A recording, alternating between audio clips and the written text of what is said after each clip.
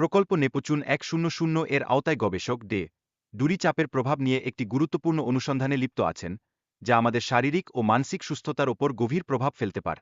এই গবেষণা আমাদের বুঝতে সাহায্য করবে কিভাবে মানসিক চাপ আমাদের জীবনে প্রভাব রেখে থাকে। ডুরি সামাজিক মাধ্যমে তার অভিজ্ঞতা সবার সাথে শেয়ার করেছেন, যা বিজ্ঞানীদের সামুদ্রিক জীবনের গবেষণায় অনুপ্রাণিত করতে পারে।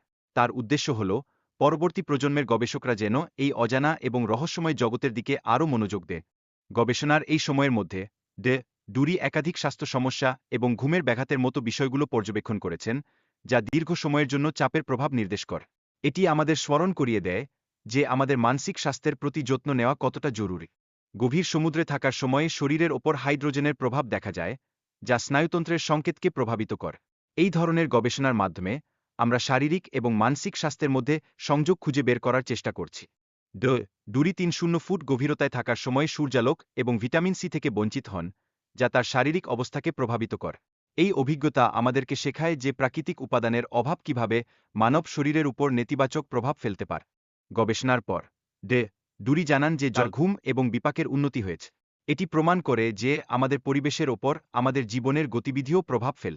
এক্সপেরিমেন্ট চলাকালীন তার হাতের অবস্থা খারাপ হয়ে যায় এবং দ্রুত চিকিৎসা প্রয়োজন হয়। দুর্ভাগ্যবশত চিকিৎসার মাধ্যমে তিনি তার হাতকে প্রাথমিক অবস্থায় ফিরিয়ে আনতে সক্ষম হন। এটি এক ধরনের প্রেরণা দেয় যে কখনো কখনো বিপদের সময়েও আমাদের নিজেকে রক্ষা করার উপায় থাকে। মালদ্বীপের একটি বিলাসবহুল আন্ডারওয়াটার হোটেল সম্পর্কে আলোচনা হয়েছে, যেখানে অতিথিরা সমুদ্রের তলদেশে বিশ্রাম নিতে পারবে। এই অভিজ্ঞতা সত্যিই মনে রাখার মতো, যার জন্য খরচ প্রায় $1,400 প্রতি রাত। এটি আমাদের দেখায় যে বিনোদনও কতটা বৈচিত্র্যময় হতে পারে। এটি অ্যাটলান্টিসের খোঁজে আমাদের একটি নতুন দিগন্ত উন্মোচন করে, যেখানে ইতিহাসীয়তা একত্রিত হয়। মহাদেশ এবং অ্যাটলান্টিসের মতো অন্যান্য প্রাচীন সভ্যতার ধারণা নিয়ে আলোচনা করা হয়েছে, যা ইতিহাসের রহস্যময় বিষয়। এই বিষয়গুলো আমাদের ভাবায় কিভাবে সভ্যতা গড়ে উঠেছে এবং ধ্বংস হয়েছে। বিজ্ঞানীরা প্রস্তাব করেন যে শুধুমাত্র মানুষেরাই এই প্রাচীন নির্মাণে সোজা রেখা ও তীক্ষ্ণ কোণ তৈরি করতে সক্ষম ছিল। এটি মানব মনের অসাধারণ দক্ষতার উদাহরণ। প্রাকৃতিক প্রক্রিয়া এবং টেকনিক কার্যকলাপের মাধ্যমে এই স্মৃতিসৌধের গঠন কিভাবে হয়েছে, সেই বিষয়টি নিয়ে আলোচনা করা হয়েছে।